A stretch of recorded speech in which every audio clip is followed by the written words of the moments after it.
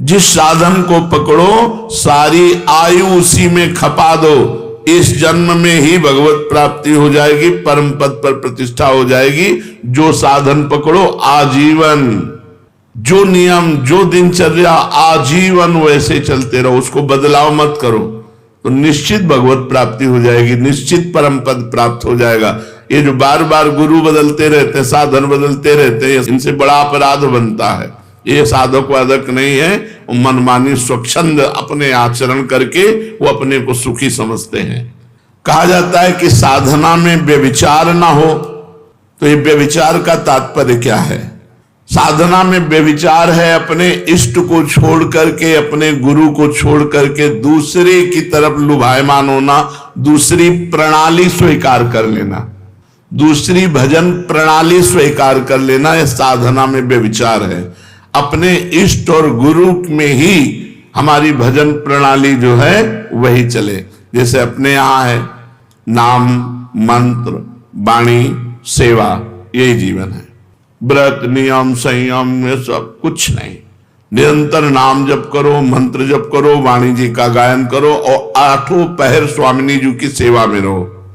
यही हमारी दिनचर्या है। हमारा जो अंतिम लक्ष्य है वो श्री जी की सेवा है। आठों पहर स्वामिनी जी की दासी भाव से सहचरी भाव से सेवा, तो अपनी प्रणाली में ही रहे, अन्य प्रणाली स्वीकार करना साधना में व्यभिचार है। विश्व में किसी भी उपासना का खंडन न करे और अपनी उपासना को सर्वश्रेष्ठ माने और अपनी उपासना को कभी बदले ना, ऐसा साधक अव्यभिचारी साधक कहा जाता है। और जो बार बार अपनी साधना को बदलता है वो व्यभिचारी साधक है, वो लक्ष्य को प्राप्त नहीं कर पाता। क्या साधना की जो हमें अनुभूति हो रही है उसे प्रकट करके किसी को बता देने में हानि होती है? अपनी साधना और साधना की सफलता कभी भी किसी से नहीं बतानी चाहिए, नहीं बाधा पड़ जाएगी, पक्का बाधा पड़ जाएगी। आपकी दिनचर्या क्या है और आपकी अनुभूति क्या है, मरते दम तक, जब तक भगवत साक्षात्कार न हो जाए तब तक न बताओ। भगवत साक्षात्कार हो गया फिर तो कोई घाटा पड़ने वाला है ही नहीं। साधन काल में साधक को अपनी साधना और साधना की अनुभूति कभी किसी को भी नहीं बतानी चाहिए। चाहे कितना कोई आत्मीय हो, घर का हो, प्रेमी हो, अपनी साधना की और अपने साधन की अनुभूति की बात कभी नहीं कहनी चाहिए। आप कै बजे उठते हो, आपकी क्या साधना है, क्या 6 बजे ठाकुर जी उठा देते हैं, उठ जाते हैं, जो करवा लेते हैं, उसको प्रकट नहीं करना कि हम पूरी दिनचर्या अपनी खोल के रख दी, उसकी अनुभूतियां खोल के रख दी, ठप हो जाएगी आपकी दिनचर्या, बाधित हो जाएगी, नहीं होगी। जैसी चल रही थी वैसे नहीं होगी। बिल्कुल ये 100% की बात है, इसमें 1% भी मिलावट नहीं। 100% ये हम खुद अनुभव करके देखा। अगर दया करके करुणा करके अपनी बात बता दी तो हमारी बात में फर्क पड़ गया, हमारी साधना में बाधा पड़ गई। तो साधना और उसकी अनुभूति ये दोनों तब तक छुपाता रहे जब तक भगवत साक्षात्कार ना हो जाए। बहुत संभाल कर गरीब के धन की तरह इसे गुप्त और सुरक्षित रखो। जीवन पर्यंत साधना का अभ्यास किया, मृत्युकालीन पर्यवसान क्या है, फिर क्या है? तो जो जीवन भर साधना करता है, मृत्यु काल में उसके पूरे जीवन का टोटल लगाकर भगवत स्मरण दे दिया जाता है। जैसे आप जीवन भर पाप किए हो, बीच में कुछ थोड़ा साधन पुण्य दान पुण्य, वो नहीं माना जाएगा, उसका भोग तुम भोगना, पर जीवन भर जो किया उसका टोटल लगा के भगवत विस्मरण तुम्हें करवाया जाएगा, क्योंकि तुम्हारी दुर्गति होगी। और जिसने भगवान नाम जप किया है तो उसको पूरे जीवन का आंकड़ा लगा करके कि इसमें अधिक क्या किया, तो बोले भजन, तो अंतिम समय भजन का स्मरण दो। तो जो भागवती का अधिकारी है वो अंतिम समय उसको भगवत स्मरण दे देते हैं और उसको भगवत प्राप्ति हो जाती है। पूरे जीवन का आपका कार्य ही अंतिम परिणाम पर अवलंबित है। पूरे जीवन आप जो करते रहे वही अंतिम परिणाम में आपको चिंतन दिया जाएगा। वो अंतिम में आप चिंतन नहीं करते, वो दिया जाएगा। छा गया भगवत चिंतन, या भूल गए भगवान को, छा गया संसार का कोई चिंतन, ये पूरा टोटल तुम्हारे पूरे जीवन का टोटल होगा मृत्यु के समय। 1 सेकंड में पूरा आंकड़ा फिट कर दिया जाता है।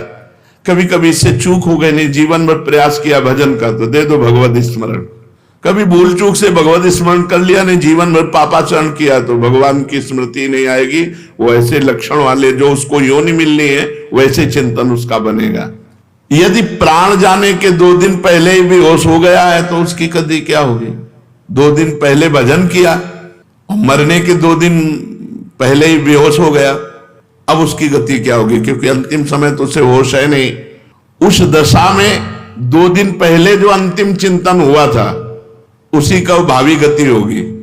2 दिन बेहोश होने के पहले जो चिंतन हुआ था उसी से उसकी गति होगी, वही उसकी अंतिम चिंतन गति मानी जाएगी। इसीलिए हर समय नाम जप करो, पता नहीं कौन सी श्वास आखिरी हो। अंत समय में भगवत स्मरण किस प्रकार का होता है? जिसने जीवन भर भगवान का स्मरण किया उस समय भगवान छा जाते हैं उसके दिमाग में। वो राधा राधा नहीं कहेगा, किशोरी जी छा जाएंगे उसके दिमाग में और उन्हीं के चिंतन में उमरेगा।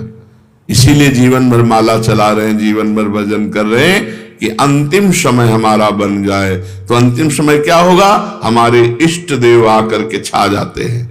श्री राधिका निकुंज मंडली तत्र तत्र हृदय में विराजताम। श्री स्वामिनी जो अपने परिकर के साथ प्रकाशित हो गई।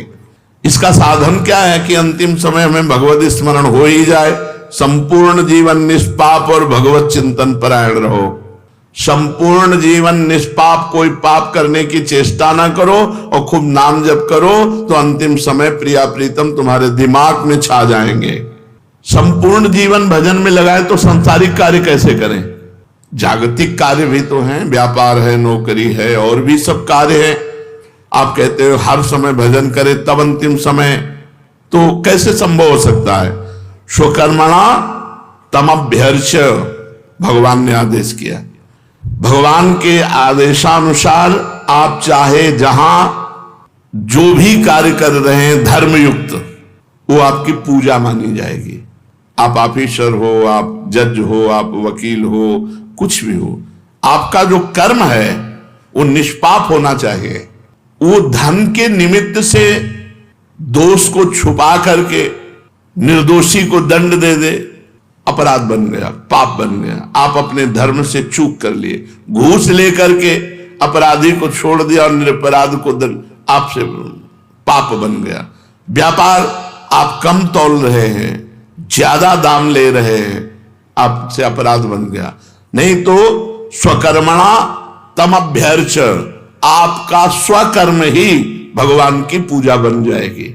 किसानी, खेती, व्यापार जो भी आप कर रहे हैं यदि धर्म पूर्वक करें और नाम जप करें तो और पूजा बने न बने, वो आपका कर्म ही पूजा बन गया और भगवान की प्राप्ति हो जाएगी।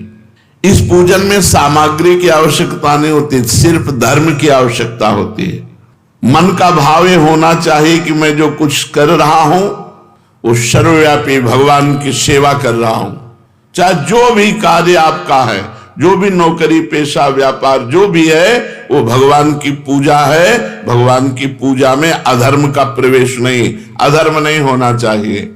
तमभ्यर्च स्वकर्मणा, आप जहां हो धर्म के अनुसार आचरण करो, सब बात बन जाएगी।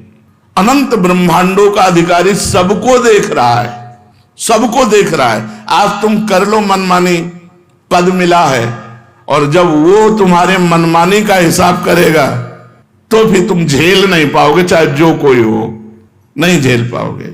बड़े बड़े को फैलते हुए देखा है।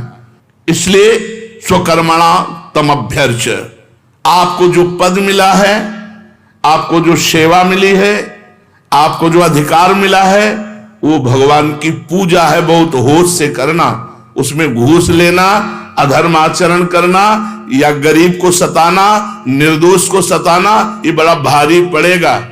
दुखिया को न सताइए, दुखिया देगा रोए, और जब दुखिया के मुखिया सुने तब तेरी गति का होए। भगवान ने गीता जी में कहा है, अपने कर्म को ही पूजा मानो और नाम जप करो।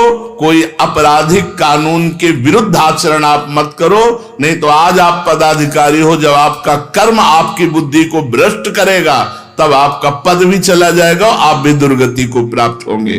तो निरंतर भजन कैसे हो सकता है? अपने कर्म को भगवान की पूजा मान करके नाम जप करते हुए यदि हम जीवन व्यतीत करें तो भजन में जीवन ही माना जाता है।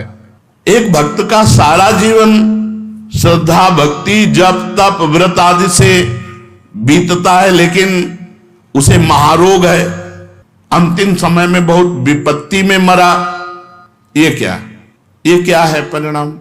एक भक्त है जो पूरे जीवन भजन करता है और उसको महारोग, असाध्य रोग और विचित्र प्रकार की विपत्तियां देकर के उसका अंतिम समय पूरा हो, भारी कष्ट देकर, ये क्या है? उसका अंतिम जन्म है। इसलिए अनेक जन्मों के